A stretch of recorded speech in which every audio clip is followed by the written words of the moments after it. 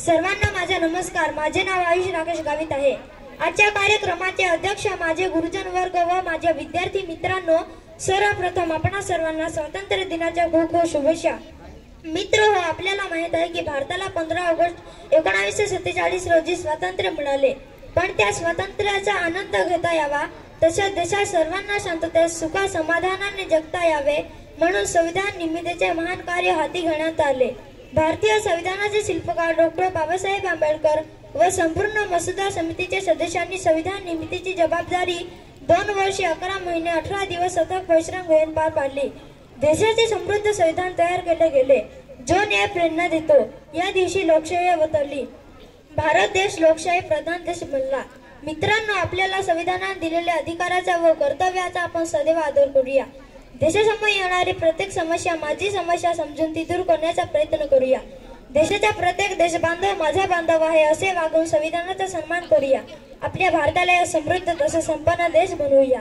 आपल्या देशाच्या स्वातंत्र्यासाठी अनेक क्रांतिकारकांनी आपले जीवन समर्पित केले आणि आजही आपल्या देशाच्या सीमेवर आपले सैनिक अहोरात्र मातृभूमीच्या सेवेसाठी सज्ज आहेत। पंतप्रधानांच्या हस्ते धाडसी कार्य करण्याचा गौरव केला जातो। प्रत्येक राज्य आपल्या कलाकृतीचे प्रदर्शन करते। हा दिवस शाळा व कॉलेज तसेच अन्य ठिकाणी मोठ्या उत्साहात साजरा केला जातो।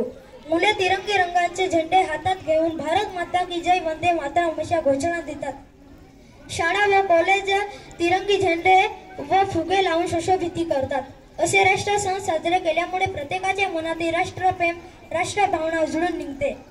15 ऑगस्ट 1947 रोजी आपला भारत देश स्वतंत्र झाला।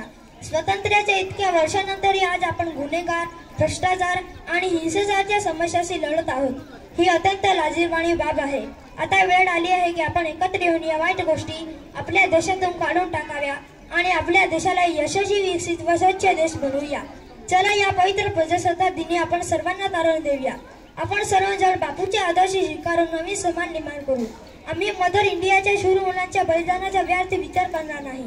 ते जात धर्म यांच्या भेदभावापेक्षा वर उठतील आणि एक नवीन समाज निर्माण करतील। सेफ्टी एवढे सांगू इच्छितो की ना जियो धर्मों के नाम पर ना मरो धर्मों के नाम पर, इंसानियत ही है धर्म वतन का बस, इंसानियत ही है धर्म वतन का बस, बस जियो वतन के नाम पर, बस जियो वतन के नाम पर। धन्यवाद।